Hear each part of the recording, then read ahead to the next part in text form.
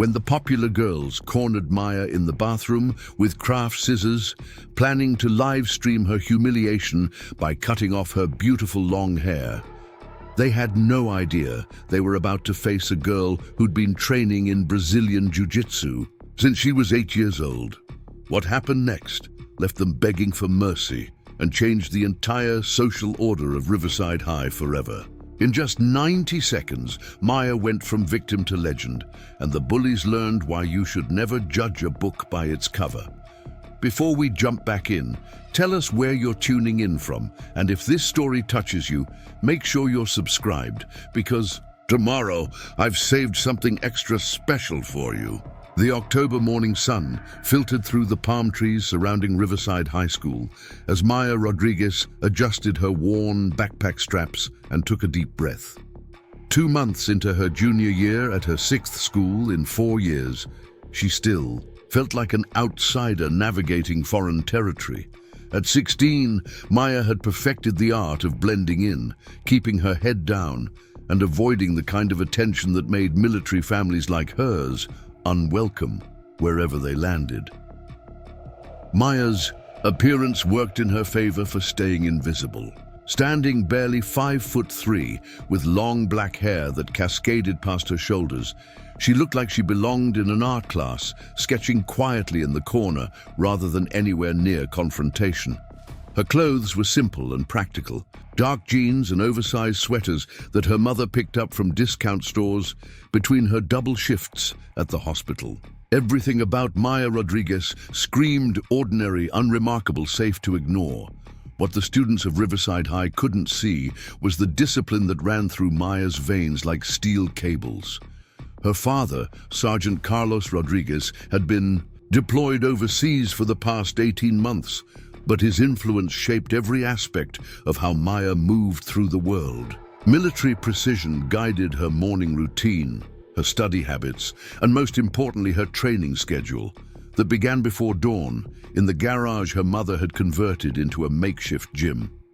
The garage held heavy bags, worn mats, and equipment that told the story of a family that understood preparedness wasn't paranoia, but survival. Maya had been 8 years old when her father first took her to Master Silva's Brazilian Jiu-Jitsu Academy, explaining that a small girl in a world full of threats needed to know how to protect herself. What started as practical self-defense had evolved into something deeper, a passion that followed Maya from base to base, city to city, school to school. Maya's mother, Eleanor, worked nights at Riverside General Hospital, which meant Maya spent most evenings alone, alternating between homework and training. The isolation suited her fine. Making friends had become pointless when you knew you'd be moving again within a year or two. Better to stay focused, stay prepared, and stay out of trouble until the next inevitable relocation notice arrived. Riverside High School felt different from the rough urban schools Maya had attended near military bases. This was suburban California comfort, where students drove cars that cost more than her family's annual housing allowance and carried designer bags that could feed a family for weeks. The hallways smelled like expensive perfume and entitlement, a combination that made Maya's stomach turn as she navigated between classes. Most students barely registered Maya's existence, which suited her perfectly. She sat in the back of classrooms, ate lunch alone with a book, and avoided eye contact that might invite unwanted conversation. Her teachers appreciated her work ethic and quiet demeanor, especially Ms. Chen in chemistry class, who had made several attempts to draw Maya into discussions about her obvious understanding of complex molecular structures.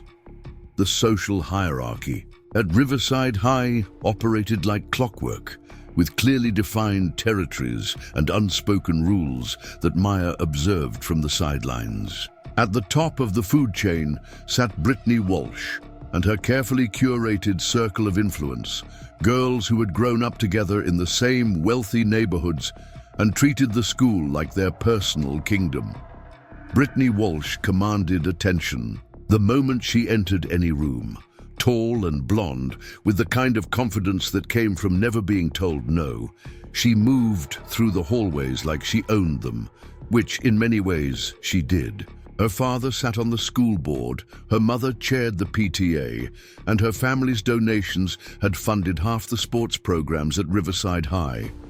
When Brittany spoke, people listened, and when she decided someone didn't belong, that person usually found themselves looking for a new school. Madison Cooper served as Brittany's right hand, a petite brunette whose sweet appearance masked a cruel streak that rivaled her leader's. Madison had perfected the art of the backhanded compliment and the accidentally devastating social media post. She documented everything through her phone camera, building an archive of ammunition that kept potential rivals in line. Ashley Park rounded out the inner circle, a Korean-American girl whose parents had climbed the social ladder through real estate success and demanded their daughter maintain their family's status. Ashley's specialty was psychological warfare, identifying weaknesses and exploiting them with surgical precision. Her Instagram account boasted 20,000 followers who watched her every move like disciples awaiting instructions. Dylan Torres occupied a unique position as the only male member of Brittany's inner circle, a distinction he'd earned through his family's wealth and his willingness to serve as muscle when situations required physical intimidation. Tall and athletic, with the kind of swagger that came from never losing a fight, Dylan provided the threat of violence that kept Brittany's victims from fighting back. For 2 months, Maya had successfully avoided their radar by staying small, quiet, and forgettable. She chose seats away from their claimed territories, avoided bathrooms during their scheduled primping sessions, and never made the mistake of looking too confident or too interesting. The strategy had worked perfectly until the incident in gym. Class that changed everything. Coach Martinez had divided the class into teams for a volleyball tournament, and through random selection, Maya found herself opposite Brittany's crew. Maya's natural athleticism, honed by years of martial arts training, became apparent as she dominated the court with movements that were too quick, too precise, and too confident for someone who was supposed to be invisible. When Maya's spike won the match, sending the ball careening past Ashley's outstretched hands with enough force to leave a mark on the gym wall, the balance shifted. For the first time since arriving at Riverside High, Maya Rodriguez had done something that demanded attention, and attention from military kids who moved constantly was rarely a good thing. Brittany's eyes had narrowed as she watched Maya celebrate quietly with her temporary teammates, noting the way other students looked at the quiet new girl with something approaching respect. In Brittany's world, respect was a finite resource, and anyone who gained it without permission was stealing from her personal supply. The targeting began subtly, as it always did. Maya's locker was mysteriously jammed 3 days in a row. Her chemistry lab materials disappeared, forcing her to explain to Ms. Chen why she couldn't complete her assignment. Someone started a rumor that Maya's family was on welfare, using her second-hand clothes as evidence of poverty that needed to be mocked rather than ignored. Preparing and narrating this story took us a lot of time, so if you are enjoying it, subscribe to our channel. It means a lot to us. Now back to the story. Maya recognized the pattern from previous schools and responded the way she always did, by becoming even smaller and more invisible. She arrived at school earlier to avoid hallway encounters, ate lunch in empty classrooms, and took longer routes between classes that avoided Brittany's usual territories. The strategy had worked before, and Maya hoped it would work again until her family's next inevitable move. But Brittany Walsh wasn't like the bullies at Maya's previous schools. Those kids had been products of harsh environments where survival was a daily concern, and picking on the weak was just another form of entertainment. Brittany's cruelty came from boredom and entitlement, from a life so comfortable that creating drama was necessary to feel alive. More importantly, Brittany had never encountered someone like Maya Rodriguez, a girl whose quietness came from discipline rather than fear, whose small size concealed capabilities that could end fights before they began. Maya's previous schools had taught her to avoid conflict because getting suspended meant disappointing her father and adding stress to her mother's already overwhelming life. At Riverside High, Maya's restraint was mistaken for weakness, and that misunderstanding was about to prove very costly for everyone involved. The escalation continued through October as Brittany's crew tested Maya's boundaries with increasing boldness. They staged conversations about military families being welfare cases just loud enough for Maya to hear. Madison posted Instagram stories featuring girls with similar backgrounds to Maya, accompanied by laughing emoji and comments about people who didn't belong at schools like Riverside High.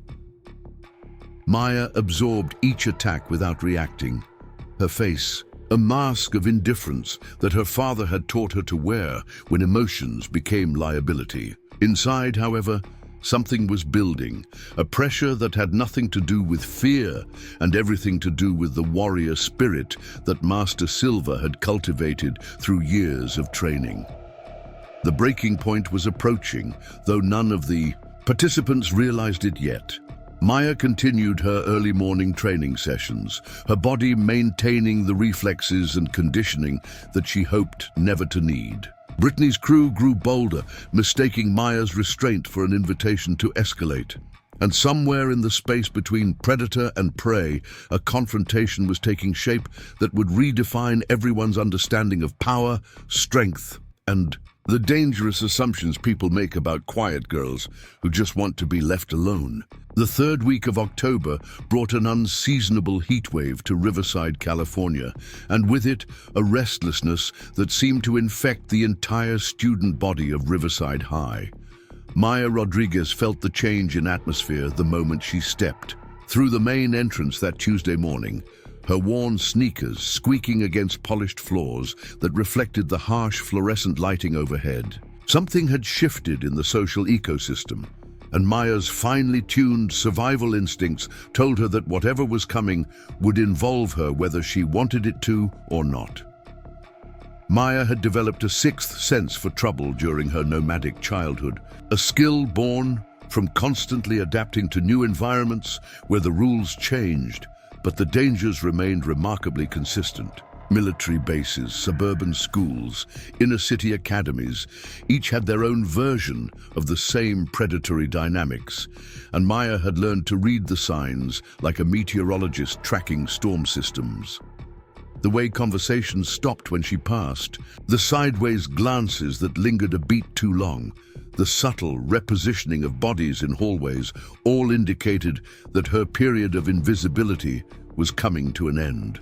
Her first class was advanced chemistry with Ms. Chen, a woman in her early 30s whose genuine enthusiasm for molecular structures had made her Maya's favorite teacher at Riverside High. The classroom occupied the corner of the science wing, with large windows that looked out onto the student parking lot, where luxury cars sat in neat rows like trophies of parental success. Maya chose her usual seat in the back corner, positioning herself with a clear view of both the door and the windows. A habit her father had drilled into her that had nothing to do with chemistry and everything to do with always knowing your exits.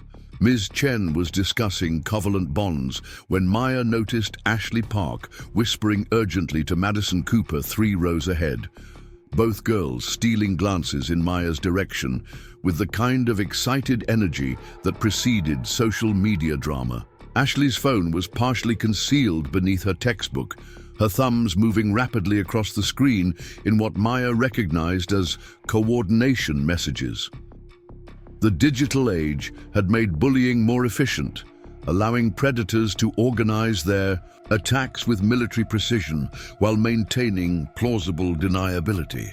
Maya forced herself to focus on Ms. Chen's explanation of electron sharing, finding parallels between molecular behavior and human social dynamics that would have amused her father if she'd been allowed to call him Sergeant Rodriguez was stationed somewhere in the Middle East, his exact location classified, his communication limited to brief video calls that happened irregularly depending on operational security. Maya carried his influence with her nonetheless, his voice echoing in her head during moments of stress, reminding her that preparation and discipline were the only reliable weapons against an unpredictable world. When the bell rang, Maya packed her materials with deliberate slowness, waiting for the classroom to empty before approaching Ms. Chen's desk. The teacher looked up from her gradebook with the kind of genuine smile that Maya rarely encountered, an expression that held no hidden agendas or social calculations. "How are you settling in, Maya?" Ms. Chen asked, her voice carrying the slight accent that revealed her own immigrant background. "I know it can't be easy, starting over at a new school junior year." Maya appreciated that Ms. Chen didn't push for details about her family's situation or probe into the reasons behind their frequent moves. Military families existed in a world that civilians rarely understood, where secrecy wasn't paranoia, but operational necessity, where relationships were measured in months rather than years, where saying goodbye was as common as saying hello.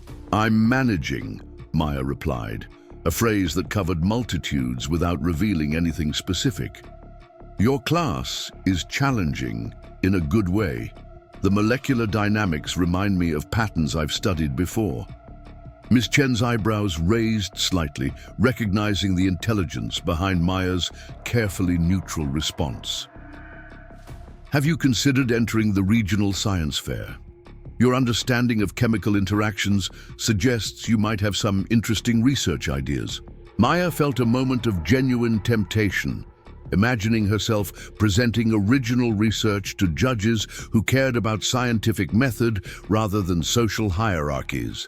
But engaging with school activities meant visibility, and visibility meant becoming a target for students who viewed academic success as a threat to their own status. Maya had learned to hide her intelligence the same way she hid her physical capabilities, understanding that exceptional abilities drew unwanted attention in environments where mediocrity was safer. "I'll think about it," Maya said, knowing she wouldn't, but appreciating Ms. Chen's faith in her potential. "Thank you for the suggestion." The hallway outside the chemistry classroom buzzed with the usual between-period chaos, students switching classes while engaging in the complex social negotiations that defined teenage existence. Maya moved through the crowd like water flowing around obstacles, her small size and unremarkable appearance allowing her to navigate without drawing attention. She had perfected the art of functional invisibility, moving with purpose while avoiding eye contact that might invite interaction. Her next class was American history with Mr. Patterson, a man in his 50s whose passion for the Revolutionary War was matched only by his complete obliviousness to the social dynamics playing out under his nose. Maya appreciated teachers who focused on academics rather than therapy, who understood that some students preferred learning to sharing, who created environments where knowledge mattered more than popularity. The history classroom occupied the second floor of the main building, requiring Maya to climb a staircase that had become a gathering place for Brittany Walsh's extended social network. Maya timed her ascent to avoid peak traffic, but as she reached the halfway point, she realized that timing wouldn't save her today. Brittany stood at the top of the stairs like a queen holding court, surrounded by her usual entourage, plus several additional students whose presence indicated something special was being planned. Maya considered turning around and taking the longer route through the arts building, but retreat would signal weakness and potentially escalate whatever confrontation was brewing. Instead, she continued climbing with steady steps, keeping her eyes focused straight ahead, while her peripheral vision tracked the positions and body language of everyone in her path. Brittany's voice carried clearly down the stairwell, pitched just loud enough to ensure Maya would hear every word. I heard the weirdest thing yesterday. Someone told me that military families get free lunch because they can't afford to feed their own kids. Can you imagine being that pathetic? Like, if you're going to serve your country, at least make sure you can afford groceries. Madison's laugh was sharp and artificial, the sound of someone performing cruelty rather than feeling it. That's so sad.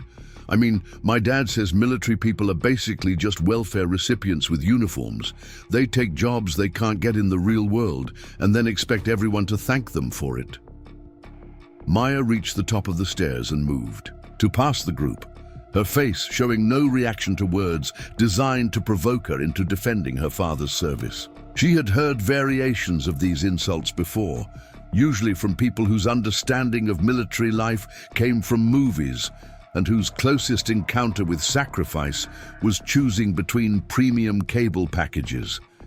Ashley Park stepped slightly into Maya's path, not blocking her completely, but creating a moment of forced interaction. "Oh, hey, Maya. We were just talking about military families. Your dad's deployed, right? That must be so hard, not knowing if he's coming back and having to live on government handouts while he's gone." The words were delivered with fake sympathy, the tone suggesting concern, while the content was designed to humiliate.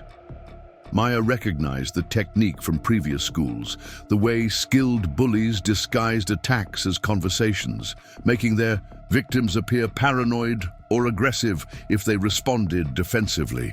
Maya met Ashley's gaze with steady eyes that revealed nothing of the calculations happening behind them. In her peripheral vision, she catalogued exit routes, potential weapons, and the relative positions of everyone involved. Her father's training kicked in automatically, combat assessment happening faster than conscious thought, but her mother's influence kept her voice calm and controlled.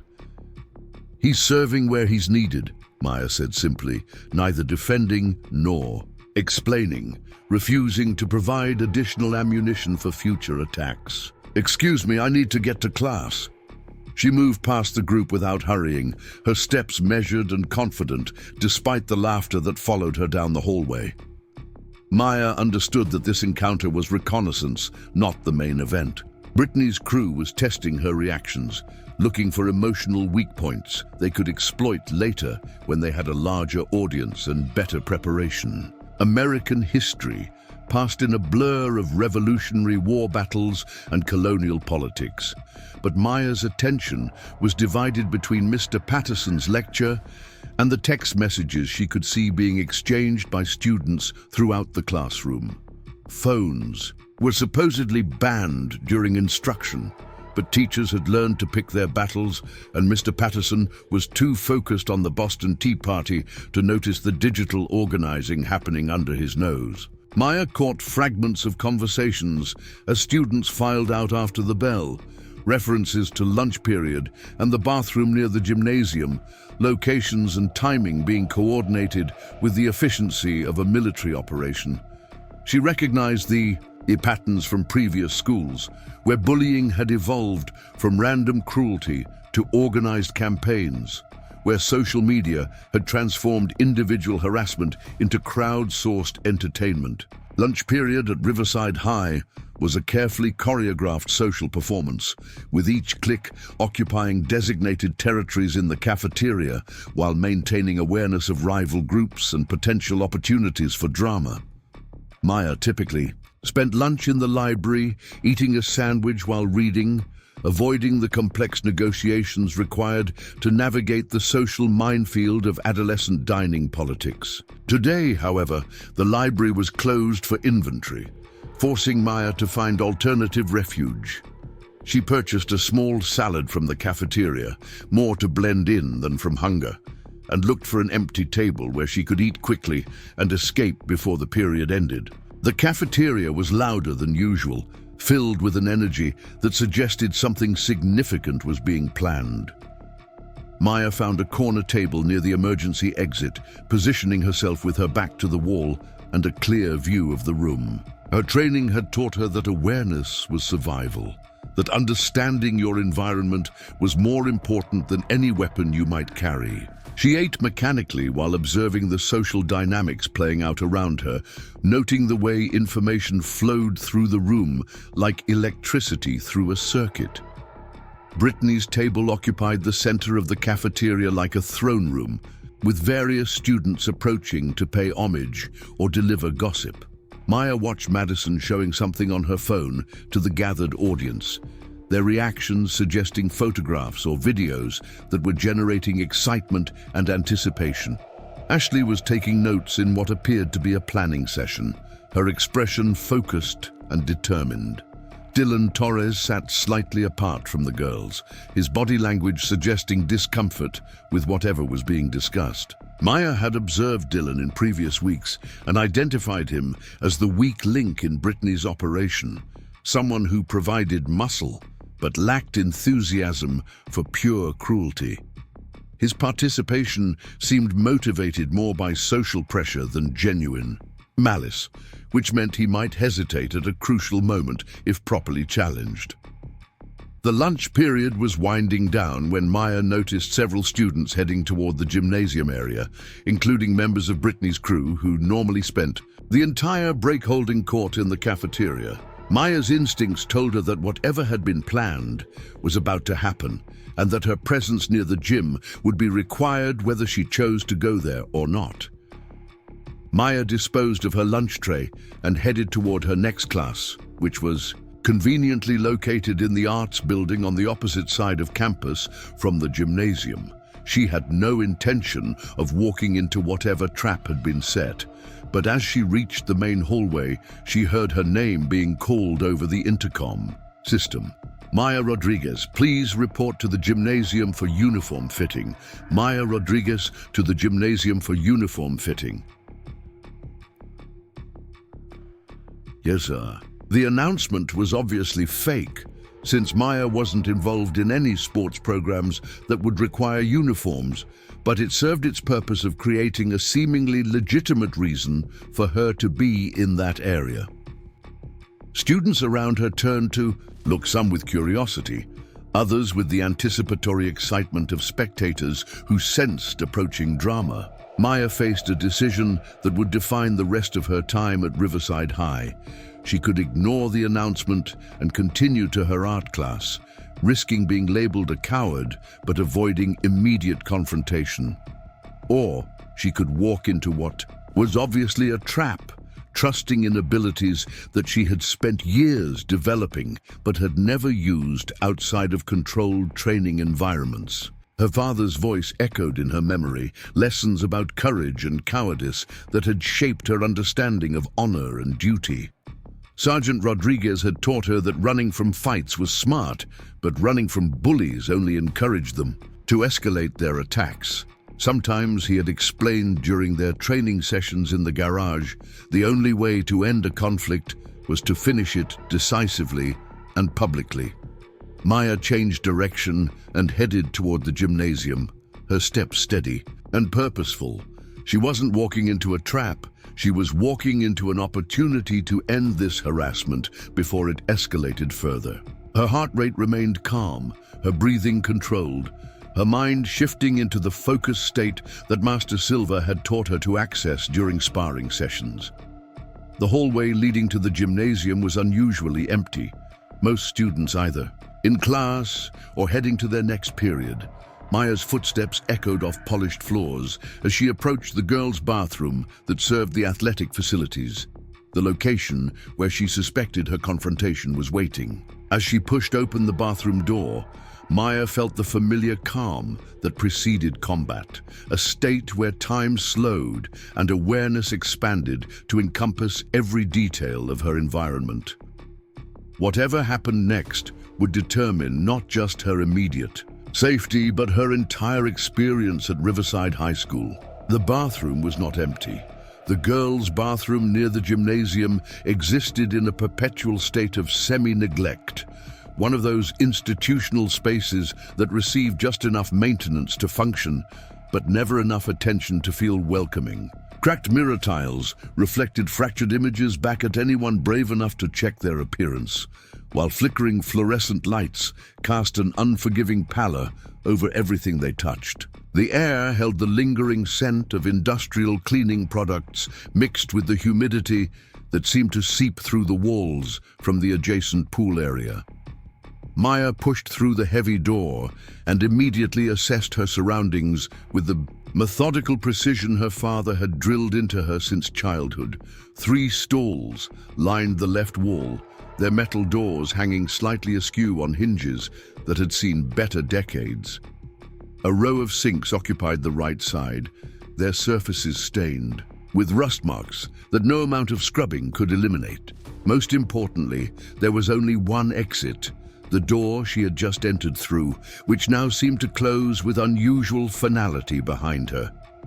Brittany Walsh stood near the far wall like a general surveying a battlefield, her blonde hair catching the harsh lighting in a way that created an almost ethereal glow around her head. She wore a designer jacket over skinny jeans that probably cost more than Maya's entire wardrobe, her posture radiating the confidence that came from never having lost a confrontation in her 17 years of existence. Her blue eyes held a coldness that Maya had seen before in other predators, the look of someone who genuinely enjoyed causing pain.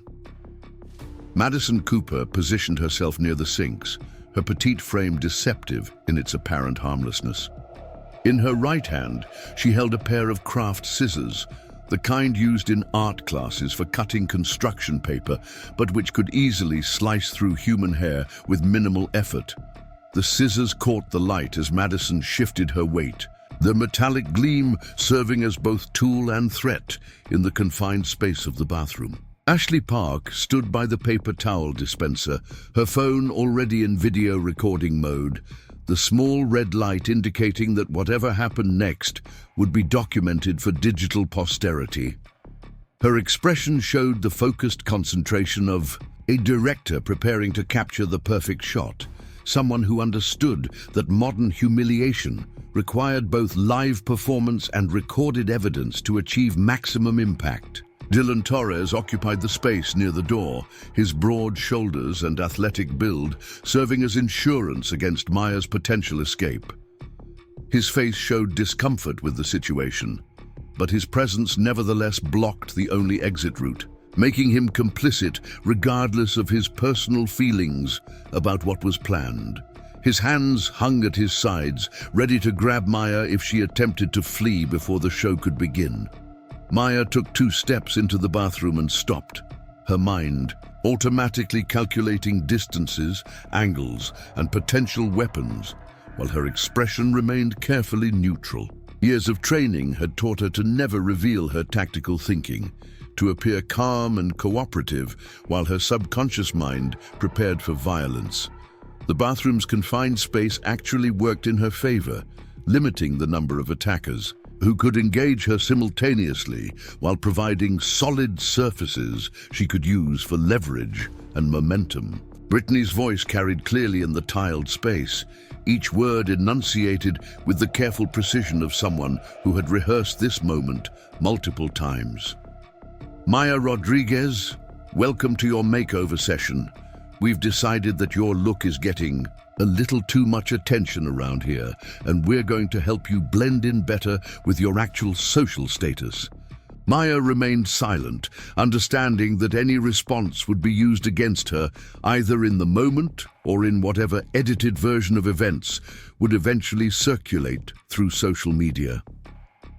She had learned from watching previous victims that defending yourself only provided sound bites that could be taken out of context, while begging for mercy became entertainment for audiences who enjoyed watching weakness being exploited. Madison stepped forward, the scissors making soft clicking sounds as she opened and closed them experimentally. Your hair is really pretty, Maya. It's probably the only thing about you that fits in at this school. But here's the thing about pretty things, they can disappear really quickly if you don't know how to protect them. Ashley adjusted her phone's angle to ensure she captured both Maya's face and Madison's approach, her thumb hovering over the share button that would broadcast this humiliation to hundreds of followers within seconds of its completion. This is going to be so good, My followers love content about girls who think they're special getting reality checks. You're going to be famous, Maya, just not in the way you probably imagined. Maya's hair had grown long during her time at Riverside High, reaching nearly to her waist in thick black waves that she typically kept pulled back in a simple ponytail. Her mother had been encouraging her to get it cut for practical reasons, arguing that long hair was harder to maintain when you moved frequently and lived out of boxes half the time. But Maya had resisted, partly because she enjoyed the way it looked, and partly because it connected her to her Latina heritage in a school where she often felt culturally isolated. More than aesthetics, however, Maya understood that cutting her hair without permission was about power and control, about marking her as someone who could be victimized without consequences. In the social ecosystem of high school, physical alterations served as territory markers, ways of claiming ownership over another person's body and choices. Allowing this to happen would establish a precedent that would follow her for the remainder of her time at Riverside High. Dylan shifted uncomfortably near the door, his eyes darting between Maya's calm expression and the scissors in Madison's hand.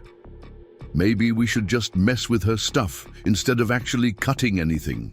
This feels like it's going too far, and if she tells teachers, we could get suspended.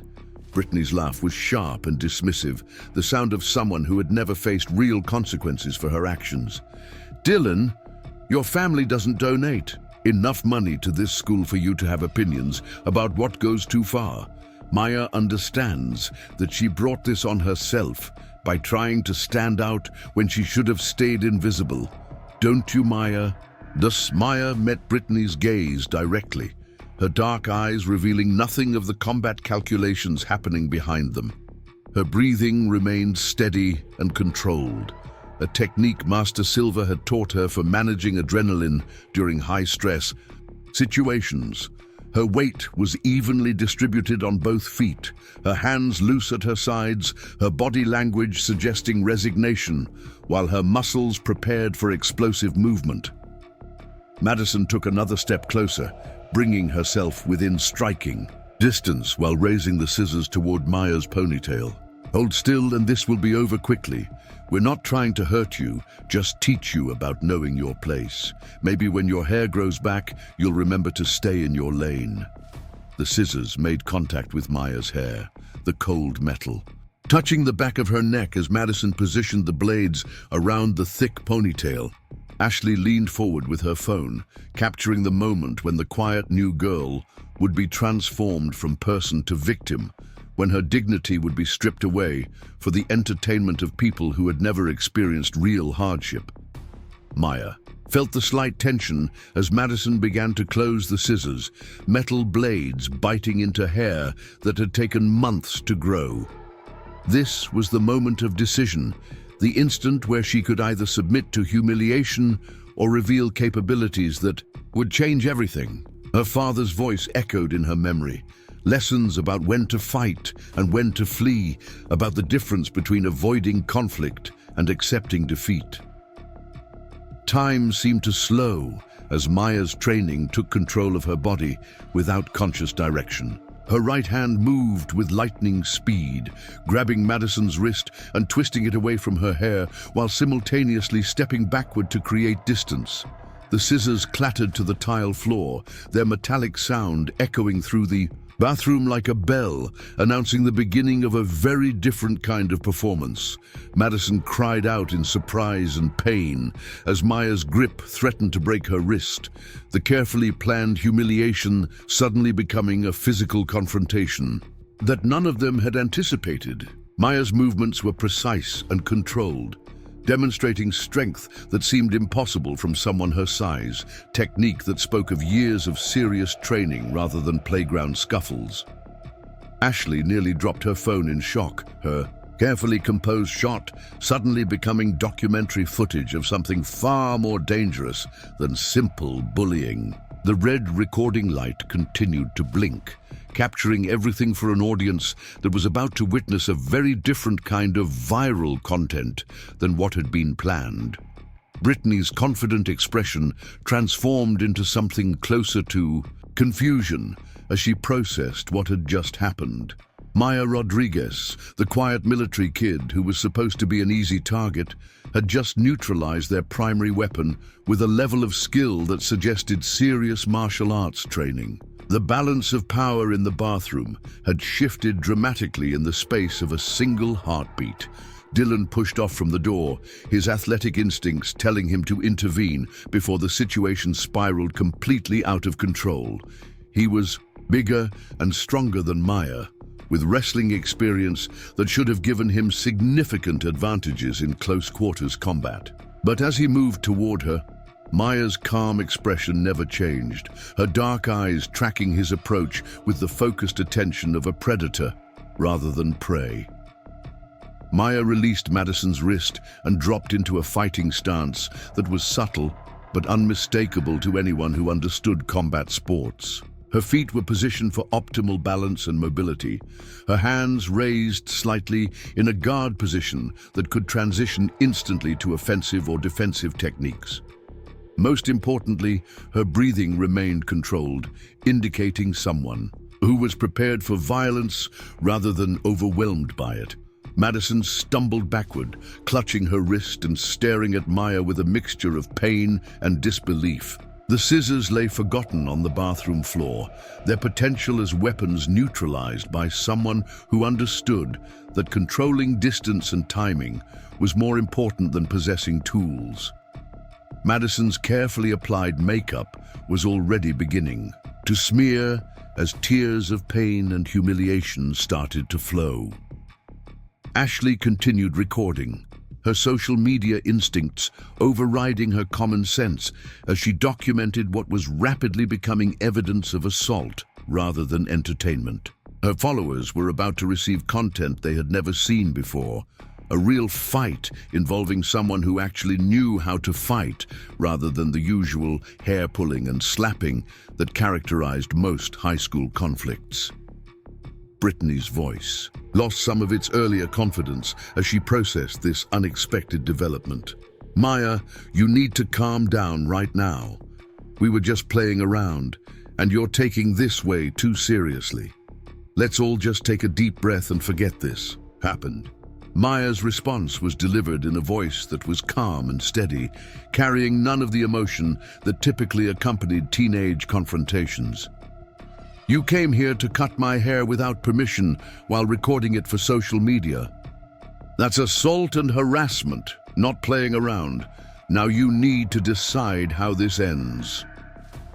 Dylan continued his approach, his size advantage making him confident that he could restrain Maya long enough for the situation to be defused. He had wrestled since middle school and lifted weights regularly, giving him nearly 50 pounds and 6 inches of height over the small girl who was causing so much trouble. What he didn't understand was that Brazilian Jiu-Jitsu had been developed specifically to allow smaller fighters to defeat larger opponents through leverage, technique, and superior positioning. Maya waited until Dylan was within range before moving, her actions flowing together in a combination that demonstrated years of training under pressure.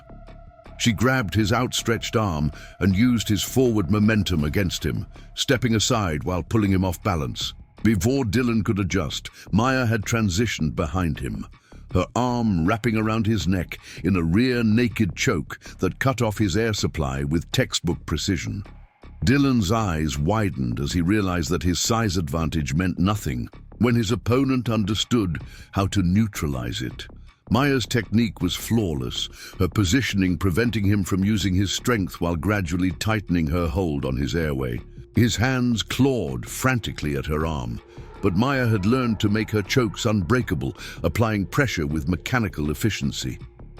The bathroom fell silent, except for Dylan's labored breathing and the soft whir of Ashley's phone camera. Capturing everything, Madison backed against the sinks, her earlier cruelty replaced by genuine fear as she watched someone she had considered harmless demonstrate capabilities that belonged in professional fighting rather than high school bathrooms. Brittany's voice rose in panic as she realized that her carefully planned humiliation had become a disaster, Let him go. You're going to get arrested for this. Do you have any idea who my father is? You can't do this to us." Maya's response was delivered without loosening her hold on Dylan, her voice remaining calm while her technique remained perfect. "Your father isn't here, and Dylan will be fine as long as he stops struggling. I'm not trying to hurt anyone, but I'm not letting you hurt me either. This is what happens when you corner someone who knows how to fight back." Ashley's phone captured everything, documenting what was supposed to be Maya's humiliation but had become a masterclass in self-defense. Her followers were going to witness something unprecedented in their social media experience, a real demonstration of martial arts techniques applied by someone who understood that fighting was about more than aggression and intimidation. Dylan's struggles weakened as Maya's choke took effect, his consciousness beginning to fade as oxygen was cut off from his brain. Maya had calibrated her technique perfectly, applying just enough pressure to incapacitate without causing permanent damage, demonstrating the kind of control that came from years of supervised training rather than street fighting. Madison found her voice, her earlier confidence replaced by desperate pleading. "Please let him go. We're sorry.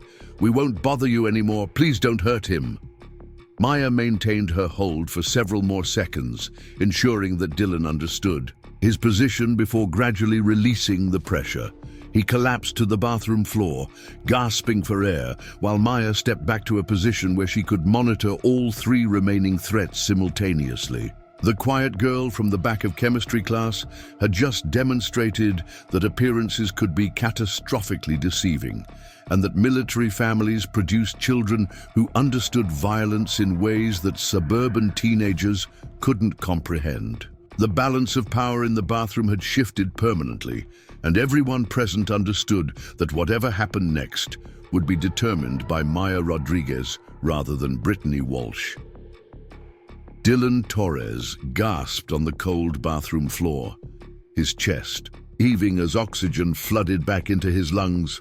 The wrestling champion, who had never lost a match in 3 years of competition, now understood what it felt like to be completely helpless. To have your consciousness fade while someone half your size controlled whether you breathed or not. His face was flushed red from the blood that had pooled when Maya's choke cut off circulation to his brain, and his hands trembled as he pushed himself up to a sitting position against the bathroom wall. Maya stood in the center of the small space, her breathing still controlled and even, showing no signs of the exertion that had just rendered Dylan unconscious.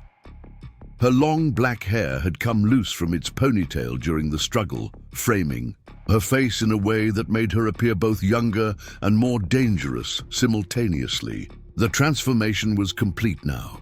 The mask of harmless invisibility stripped away to reveal someone who had been hiding extraordinary capabilities behind ordinary appearances. Ashley Park's phone continued recording, though her hands shook so violently that the footage would be nearly unwatchable. Her social media empire was built on carefully curated content that made her followers feel superior to the people being mocked. But what she was capturing now would have the opposite effect. Her audience was about to witness genuine martial arts skills being deployed by someone who looked like she should be organizing study groups rather than choking out varsity athletes. The bathroom's fluorescent lights flickered intermittently, casting shifting shadows that made the scene feel even more surreal. Brittany Walsh pressed herself against the far wall, her designer jacket wrinkled and her perfect hair disheveled from the stress of watching her carefully planned operation collapse into chaos. For the first time in her 17 years of existence, Brittany was experiencing genuine fear, the kind that came from realizing you had made a catastrophic miscalculation. Madison Cooper clutched her injured wrist against her chest, tears streaming down her face as she stared at Maya with undisguised terror. The scissors that were supposed to be their primary weapon lay forgotten near the sinks, rendered useless by someone who understood that real fighting happened with hands and leverage rather than tools. Madison's carefully applied makeup was ruined. Black mascara creating streaks down her cheeks that made her look like a broken doll. Maya's dark eyes moved systematically from one person to another, maintaining awareness of everyone's position while keeping her body positioned near the center of the room where she could respond to threats from any direction. Her stance was relaxed but ready, the posture of someone who had spent countless hours drilling responses to multiple attacker scenarios. Master Silva had taught her that fights were won through preparation and positioning rather than strength and aggression. The silence stretched until Brittany found her voice, though it came out higher and more strained than her usual commanding tone. Maya, I think there's been a huge misunderstanding here. We were just trying to include you in our group, maybe help you fit in better at Riverside High. Sometimes our humor gets misinterpreted, but we never meant any real harm. Maya's expression didn't change, but her voice carried a note of cold amusement when she responded. Including me by cutting my hair without permission while recording it for social media. That's an interesting definition of friendship, Brittany. I'm curious what you call it when you actually don't like someone. Ashley lowered her phone slightly, her influencer instincts warring with her survival instincts as she processed what had just occurred. Her followers expected content that made them feel powerful and entertained, but watching someone their age demonstrate genuine fighting skills was more intimidating than amusing. The video she had captured could make her famous, but it might also make her a target for someone who clearly understood violence in ways that Ashley had never imagined. Dylan struggled to his feet, using the wall for support as he regained his balance. His throat felt raw and tender where Maya's arm had compressed his airway, and he could already feel bruises forming where her grip had been positioned. The humiliation of being defeated so completely by someone he had outweighed by 50 pounds was worse than the physical discomfort, challenging everything he thought he understood about strength and dominance. How did you do that? Dylan's voice was raspy and confused, the question genuine rather than challenging. I've been wrestling since I was 12. I've never been choked out that fast, not even by varsity seniors. Where did you learn to fight? Like that? Maya considered her response carefully, understanding that anything she revealed about her background would become ammunition for future conflicts or respect that might provide protection. Her father's training had emphasized the importance of controlling information, sharing only what served your strategic objectives while keeping capabilities hidden until they were needed. Military families move around a lot, Maya said simply. You learn things when you're always the new kid in tough neighborhoods.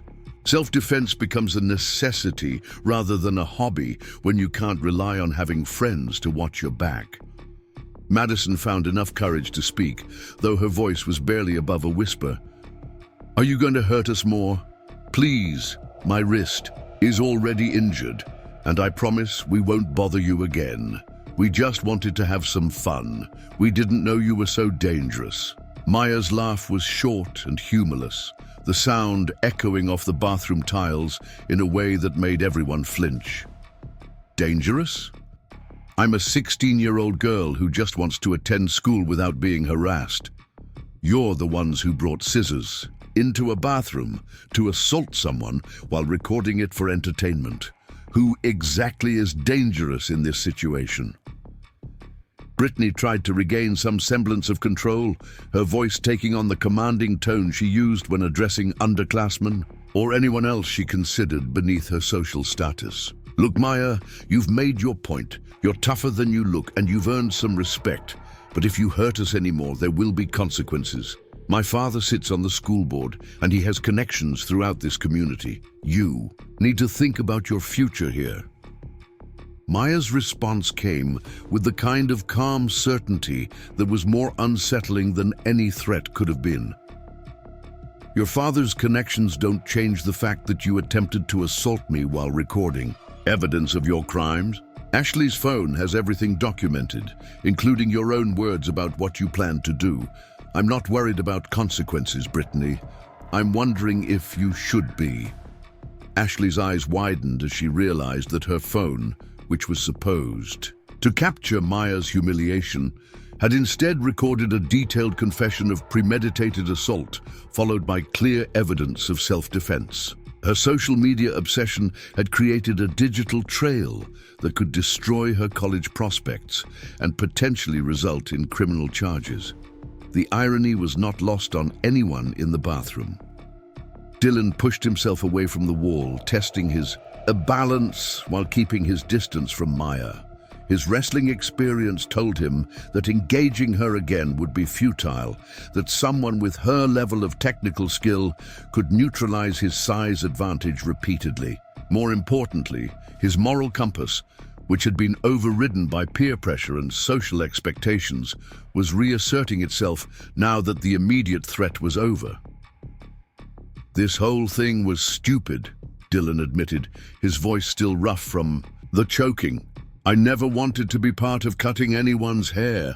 I only came because Brittany said we were just going to scare you a little, maybe mess with your stuff. I didn't sign up for assault charges or getting choked unconscious by someone who fights like a professional.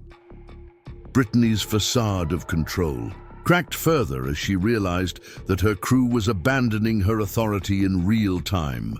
Dylan's defection was particularly damaging because his presence had been crucial to their ability to intimidate victims physically. Without his muscle backing up her threats, Brittany was just another rich girl with a loud voice and no real power.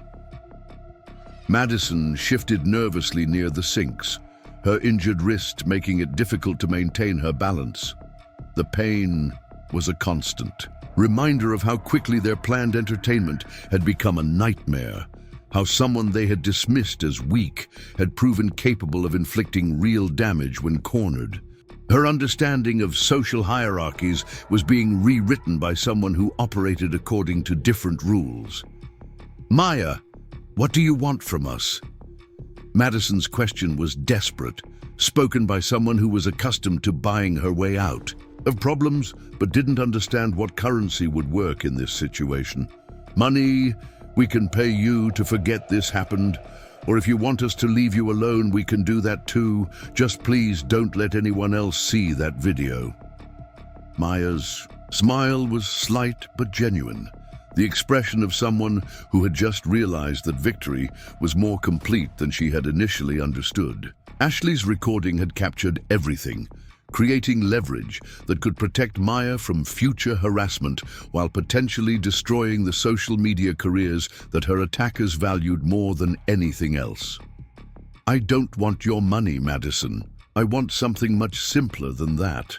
Maya's voice was calm, but carried undertones that made everyone listen carefully.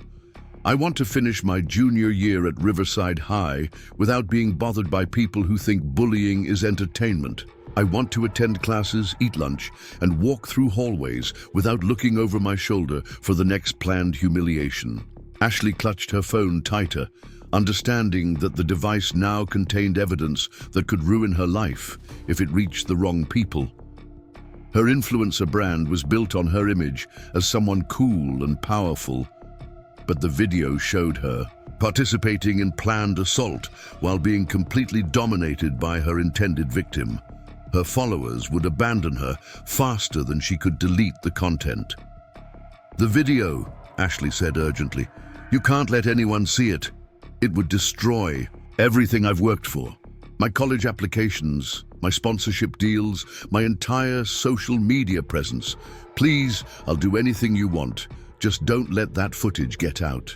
Maya considered the irony of Ashley's plea, understanding that social media fame had created a new kind of vulnerability where reputation could be destroyed instantly by viral content.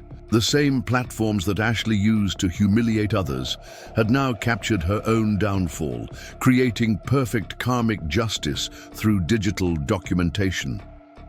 Brittany straightened her shoulders, trying to project the authority she had wielded so effortlessly before discovering that Maya Rodriguez was not the victim she appeared to be. Maya, let's be reasonable about this.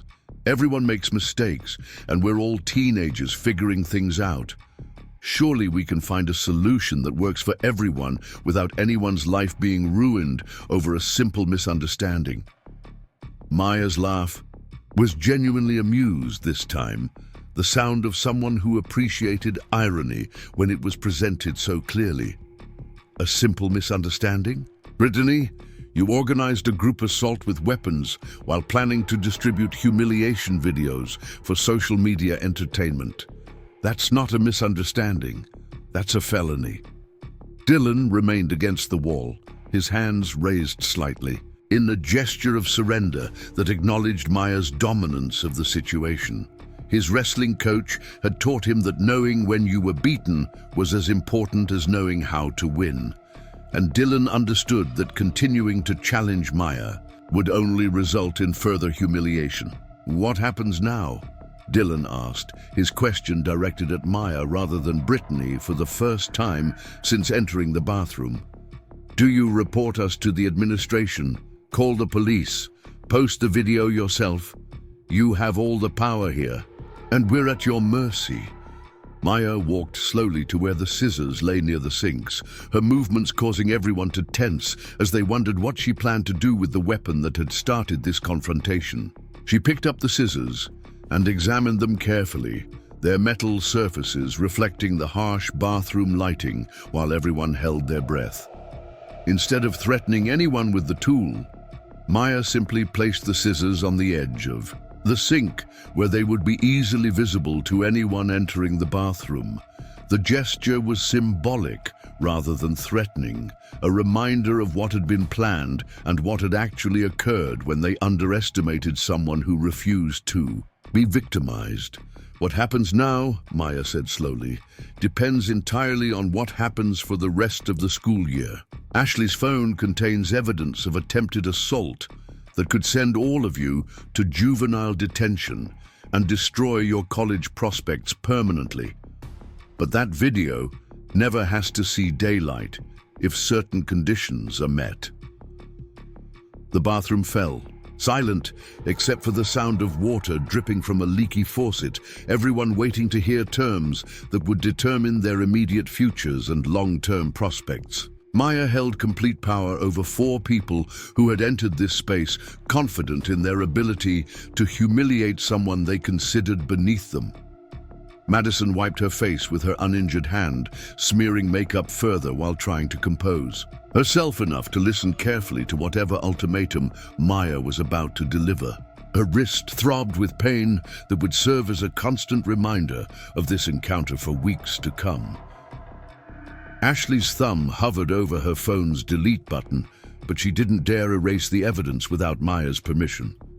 The irony was overwhelming. The video that was supposed to make her social media famous would instead destroy her completely if it ever became public. Brittany waited for terms that would define her surrender, understanding that her reign as Riverside High's social queen was over regardless of what happened next. Maya Rodriguez had exposed her as someone whose power was entirely dependent on the weakness of others, and that revelation would spread through the school's social networks faster than any viral video. Dylan touched his throat gingerly, feeling the tender spots where Maya's choke had compressed his airway while cutting off blood flow to his brain. He had learned more about real fighting in 5 minutes than 3 years of wrestling had taught him, lessons that would reshape his understanding of strength and technique permanently. Maya stood in the center of the bathroom, surrounded by 4 people who had entered as predators and would leave as whatever she decided they should become. The quiet military kid who just wanted to be invisible had been forced to reveal capabilities that would make invisibility impossible for the remainder of her time at Riverside High.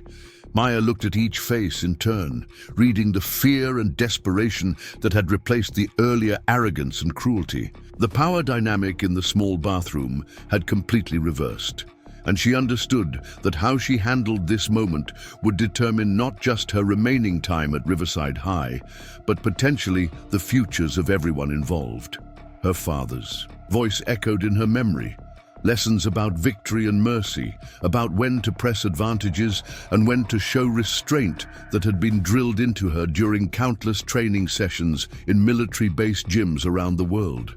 The fluorescent lights continued their irregular flickering, casting shifting shadows across faces that showed various degrees of shock, pain, and humiliation. Maya could smell the fear in the air now, a sharp metallic scent that mixed with the industrial cleaning products and created an atmosphere of tension so thick it seemed to press against the bathroom walls. Dylan remained slumped against the wall, his breathing gradually returning to normal, while his eyes tracked Maya's every movement with newfound respect and wariness. "Here's what's going to happen," Maya began, her voice carrying the calm authority of someone who had just proven their capabilities beyond any doubt. The words came out measured and deliberate, each syllable carefully chosen to convey both strength and reason. "Ashley, you're going to send me a copy of that video right now, but you're not deleting it yet. I want everyone to understand exactly what we're dealing with here before we decide how this situation gets resolved." Ashley's hands trembled violently as she navigated her phone's interface, her perfectly manicured nails clicking against the screen, while she struggled to maintain enough composure to operate the device. The irony wasn't lost on anyone that the girl who lived her life through social media was now being controlled by the very technology she had planned to use for someone else's destruction.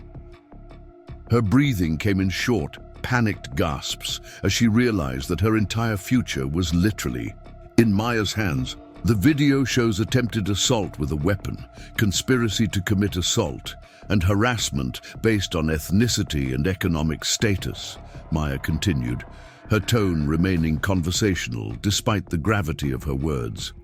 It also shows clear evidence of self-defense that any court in the country would rule justifiable. More importantly, it shows 4 people who thought they could victimize someone without consequences, discovering exactly how wrong they were.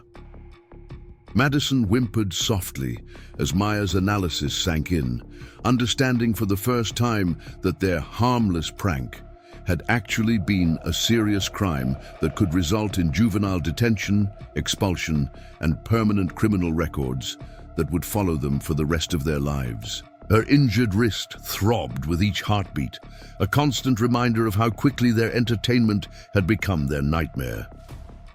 Brittany tried to summon some semblance of her former authority, drawing herself up to her full height while attempting to project the confidence that had served her so well throughout her reign as Riverside High's social queen. "Maya, you need to understand that this situation is more complicated than you realize. My family has deep connections in this community, and there are ways to resolve conflicts that benefit everyone involved without anyone getting hurt unnecessarily." Maya's laugh was soft, but carried undertones that made everyone in the bathroom flinch involuntarily. The sound echoed off the tile walls with a hollow quality that emphasized the emptiness of Brittany's threats. "Your family connections don't change the laws of physics, Brittany. They also don't change the fact that you just attempted to assault someone while creating evidence of your crimes. I'm not impressed by your father's money or your mother's social status. I'm interested in what you're going to do to make sure this never happens again." Dylan found his voice, though it came out rough and strained from the damage Maya's choke had inflicted on his throat. His wrestling experience had taught him to recognize superior technique when he encountered it, and he understood that challenging Maya again would be not just futile, but potentially dangerous for his long-term health. "What do you want from us? You've already proven that you can handle yourself, and I think everyone here has learned their lesson about underestimating people." Maya moved slowly around the bathroom, maintaining distance from everyone while keeping all potential threats within her field of vision. Her movement was fluid and controlled, demonstrating the kind of spatial awareness that came from years of training in confined spaces where positioning meant the difference between victory and defeat. Each step was calculated to maintain her tactical advantage while projecting calm confidence rather than aggressive intimidation. "What I want is simple," Maya replied, her dark eyes fixing on each person in turn with laser-like intensity. "I want to finish my education at Riverside High without being harassed, threatened, or targeted by people who think bullying is entertainment. I want to attend classes, eat lunch, and walk through hallways without constantly looking over my shoulder for the next planned humiliation or assault." Ashley clutched her phone against her chest like a shield, understanding that the device now contained the instrument of her potential destruction. Her social media empire, built carefully over years of cultivating the perfect image, could crumble instantly if the wrong people saw footage of her participating in planned assault while being completely dominated by her intended victim. Her followers would abandon her faster than she could delete accounts, and her college prospects would evaporate along with her online reputation. "The video!" Ashley said urgently, her voice cracking with stress and desperation.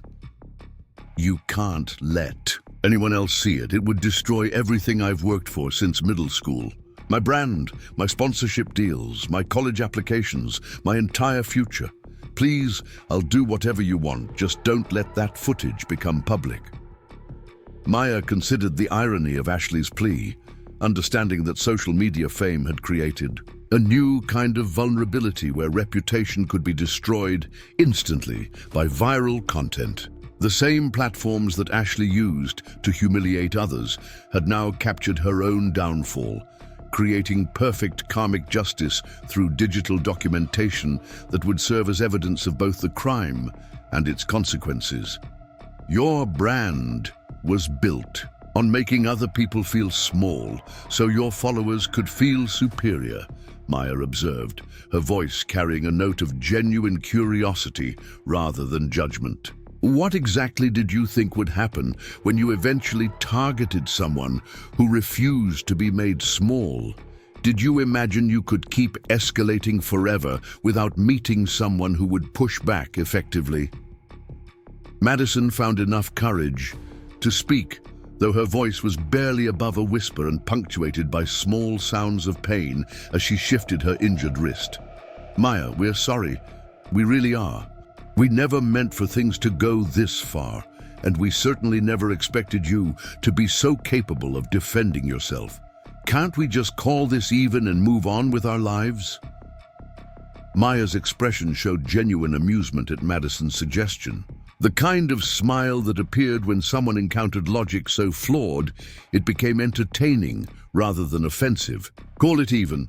Madison, you brought scissors into a bathroom to cut my hair while recording it for social media distribution.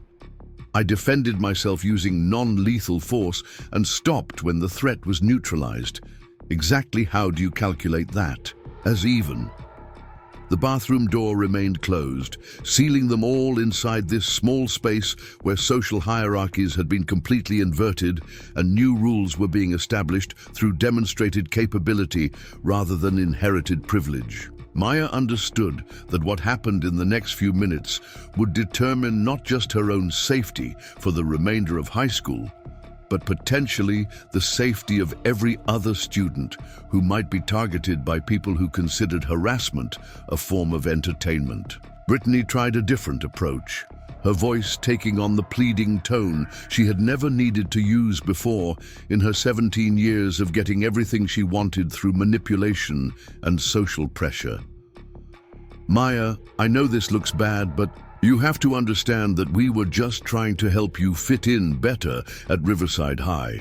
Sometimes integration requires adjustment, and we thought we were doing you a favor by helping you understand the social dynamics here." Maya's response came with the kind of cold precision that cut through pretense like a blade through tissue paper. "Integration requires adjustment? Brittany, you plan to physically assault me with a weapon while recording it for digital distribution. That's not integration, that's a hate crime. The fact that you're trying to frame assault as social assistance tells me everything I need to know about your understanding of right and wrong." Dylan pushed himself away from the wall, testing his balance while keeping his hands visible and non-threatening. His athletic experience had taught him to recognize when he was outclassed, and his moral compass was finally asserting itself now that the immediate shock was wearing off. Maya, I want you to know that I never wanted to be part of cutting anyone's hair. I only came because Brittany said we were just going to scare you a little, maybe mess with your stuff to teach you about social boundaries. Maya studied Dylan's face, reading the genuine remorse and confusion that suggested he was the most salvageable member of this group. Her father had taught her to distinguish between leaders and followers, between people who initiated cruelty and those who were swept along by social pressure. Dylan's participation had been crucial to their plan, but his discomfort had been visible throughout the encounter. Social boundaries, Maya repeated thoughtfully. Dylan, let me explain something about boundaries. When someone tells you to leave them alone, that's a boundary. When someone avoids confrontation and tries to stay invisible, that's a boundary. When you corner someone in a bathroom with weapons and recording equipment, you're not teaching boundaries, you're committing assault. Ashley's phone buzzed with notifications, her followers wondering why she hadn't posted any content today and starting to speculate about what was happening in her carefully curated life. The irony was overwhelming. Her audience was hungry for the exact kind of content she had just created, but sharing it would destroy her completely rather than making her famous. Her understanding of social media as a tool for building influence was being revolutionized by someone who barely used any platforms. I need to ask you something, Ashley, Maya said, turning her attention to the girl whose digital documentation had created this entire leverage situation. When you started recording, what exactly did you think would happen? Did you imagine I would just stand there crying while Madison cut my hair? Did you think your followers would enjoy watching someone being assaulted for your entertainment? Ashley's face crumpled as she processed the implications of Maya's questions, understanding for the first time that her social media success had been built on a foundation of cruelty that she had never examined critically. Her followers enjoyed watching other people suffer because it made them feel powerful and superior, and she had been feeding that appetite without considering the moral implications of her content choices. Madison shifted uncomfortably near the sinks, her reflection in the cracked mirrors showing the streaked makeup and disheveled appearance that marked her transformation from predator to victim. The scissors lay forgotten on the counter, their potential as weapons neutralized by someone who understood that real fighting happened with knowledge and technique rather than tools and intimidation. Maya, what do you want us to do? Madison asked, her voice thick with tears and genuine fear. How do we fix this situation so that everyone can move forward without their lives being ruined over one afternoon of poor judgment? We're willing to do whatever it takes to make this right. Maya walked slowly to where the scissors lay near the sinks, her movements causing everyone to tense as they wondered what she planned to do with the weapon that had started this entire confrontation. She picked up the scissors and examined them carefully, their metal surfaces reflecting the harsh bathroom lighting while everyone held their breath in anticipation of her next action. Instead of threatening anyone with the tool, Maya simply placed the scissors in her jacket pocket, removing them from the equation entirely while making a point about who controlled the situation now. The gesture was both practical and symbolic, demonstrating that she understood how to neutralize threats while taking possession of potential evidence that might be needed later. What I want, Maya said slowly, her voice carrying the weight of someone who had just fundamentally altered the balance of power at Riverside High, is a comprehensive solution that addresses not just this incident, but the culture that made it possible. Ashley, you're going to use your social media platform to promote anti-bullying content instead of creating it. Real stories about real people who have been helped rather than hurt. Ashley nodded frantically, understanding that her social media empire could be rebuilt on a foundation of positive content rather than cruelty, though it would require completely reimagining her brand and probably losing followers who were only interested in watching other people suffer. The alternative was having her current follower base witness her complete humiliation and defeat at the hands of someone she had planned to victimize.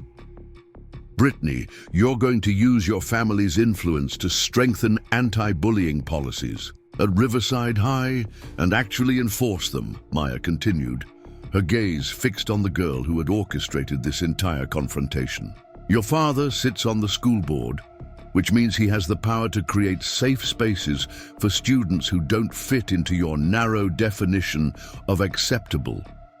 You're going to convince him that protecting vulnerable students is more important than protecting popular ones. Brittany's mouth opened to protest, but Maya's steady stare silenced her before any words could emerge. The threat was implicit but clear. Refusing to cooperate would result in the video being shared with authorities who would take attempted assault very seriously, regardless of how much money Brittany's family had donated to the school or how many connections they maintained in the community. Madison, you're going to channel that creativity into something constructive instead of destructive, Maya said, turning her attention to the girl who was still clutching her injured wrist. I've seen your writing in English class when you actually apply yourself. You have genuine talent when you're not using it to hurt people. Write stories that build people up instead of tearing them down. Madison nodded enthusiastically, pain and humiliation making her eager to agree to anything that would end this nightmare and allow her to escape the bathroom with some small portion of her dignity intact. The prospect of using her abilities for positive purposes actually appealed to her more than she had expected, though she would never have considered it without being forced to confront the consequences of her previous choices. Dylan, you showed more conscience than anyone else here, but following bad leaders still makes you complicit in their crimes, Maya acknowledged, her tone slightly less harsh when addressing the wrestler who had expressed doubts about their actions throughout the encounter. Use that size and strength to protect people instead of intimidating them. Be the person you were raised to be, not the person peer pressure turned you into. Dylan touched his throat again, feeling the tender reminders of Maya's chokehold, while processing her words with the kind of serious consideration he should have given to his choices before entering the bathroom. His wrestling coach had always emphasized that true strength meant protecting those who couldn't protect themselves, lessons that Dylan had forgotten in his desire to maintain social status among Brittany's circle. Maya moved toward the bathroom door, pausing with her hand on the handle while delivering her final conditions with the calm authority of someone who had just proven their capability to enforce whatever terms they chose to impose. This situation ends here and now. No retaliation, no revenge plots, no attempts to salvage your reputations by attacking mine. You leave me alone, I leave you alone, and everyone gets to finish high school without their lives being destroyed by one afternoon of spectacularly poor decision-making.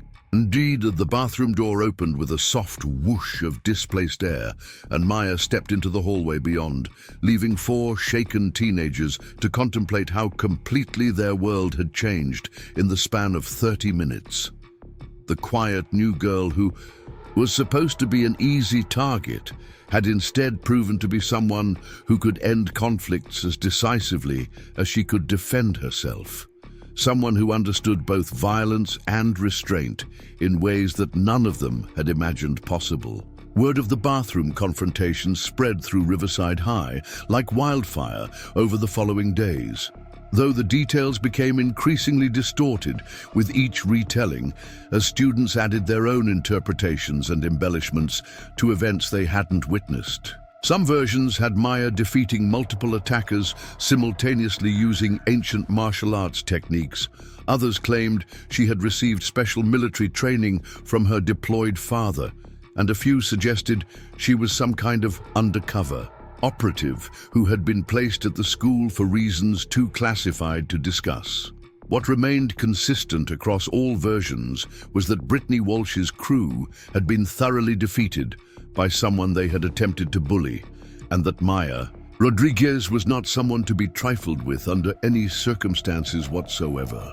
The social hierarchy that had seemed carved in stone began shifting as students realized that power based on fear and intimidation could be challenged successfully by someone who refused to be intimidated and possessed the skills to back up their refusal. Ms. Chen noticed the change in her chemistry classroom immediately, watching as Maya slowly emerged from her protective shell of invisibility like a butterfly finally ready to show its wings.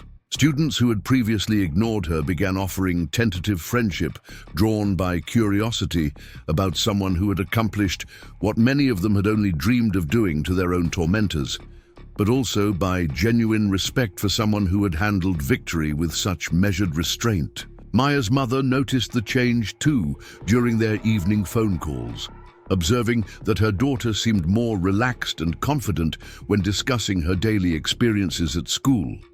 Elena Rodriguez had been preparing herself for the possibility that another school transfer might be necessary, but Maya's reports suggested that Riverside High was rapidly becoming a more welcoming environment than either of them had initially expected when they first toured the campus. Brittany's influence over the school's social dynamics diminished rapidly as words spread about her failed attempt to humiliate Maya, her carefully constructed empire of fear and manipulation crumbling as students who had previously submitted to her demands began questioning her authority and moral right to control their social interactions. Former allies distanced themselves from someone who had proven vulnerable to the very tactics she had used against others, while potential victims found courage in Maya's example.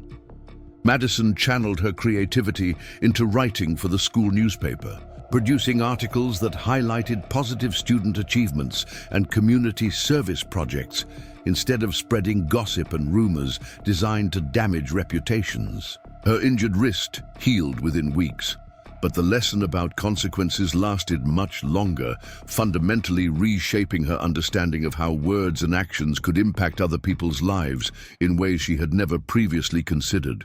Ashley's social media following began declining as her content shifted away from mocking others and toward genuine lifestyle content that promoted positivity and personal growth rather than superiority through comparison. The near disaster in the bathroom had taught her that building an audience through cruelty was ultimately unsustainable, since there would always be someone who refused to be a victim and possessed the capability to turn the tables completely. Dylan used his athletic reputation and platform to speak out against bullying in team meetings and school assemblies, sharing his experience of being defeated by someone who looked helpless but possessed real strength and technical skill. His testimony carried significant weight with other athletes who had previously seen intimidation as an acceptable way to maintain social dominance, helping to shift the culture within Riverside High's sports programs. Maya continued her early morning training sessions in the converted garage, but now she also joined the school's small self-defense club, sharing techniques and principles with students who wanted to learn how to protect themselves and build confidence through physical capability. Master Silva would have been proud to see his teachings being passed on to others who needed both the skills and the mindset to defend themselves when necessary. The bathroom near the gymnasium was eventually renovated with better lighting and updated fixtures, though students continued to whisper about what had happened there whenever they passed through the area.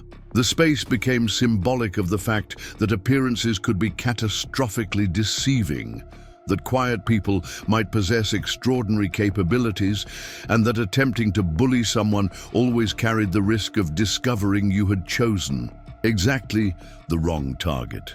Maya Rodriguez finished her junior year at Riverside High without further incident. Her reputation as someone who should be respected rather than victimized firmly established throughout the school community. She had learned that sometimes the only way to end systematic harassment was to demonstrate that you possessed both the means and the will to defend yourself effectively, and that strength combined with restraint was far more powerful than either. Quality displayed alone. The craft scissors that had started everything were eventually returned to the art department where they belonged, but they served as a lasting reminder that tools intended for creation could easily become instruments of destruction when placed in the wrong hands with malicious intent. Maya had proven that the most effective weapons were knowledge, preparation, and the courage to use both when circumstances demanded decisive action rather than passive submission to injustice. Up next, you've got two more standout stories right on your screen. If this one hit the mark, you won't want to pass these up. Just click and check them out.